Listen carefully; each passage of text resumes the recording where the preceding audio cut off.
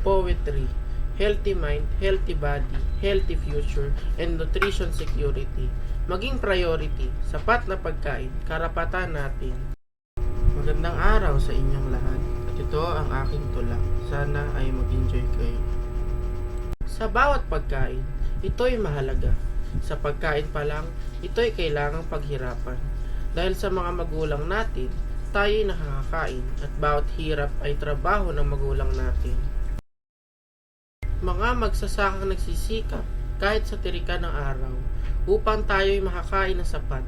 Huwag sanang hayaang ang pagkain na hindi ubusin dahil bawat butil ng bigas ay mahalaga at kailangang walang masayang na butil ng pagkain upang ang tao'y mabusog. Mahalaga kung tayo'y magsusulong ng tamang nutrisyon at tamang pagkain para sa lahat at mahalaga na hindi tayo magsayang.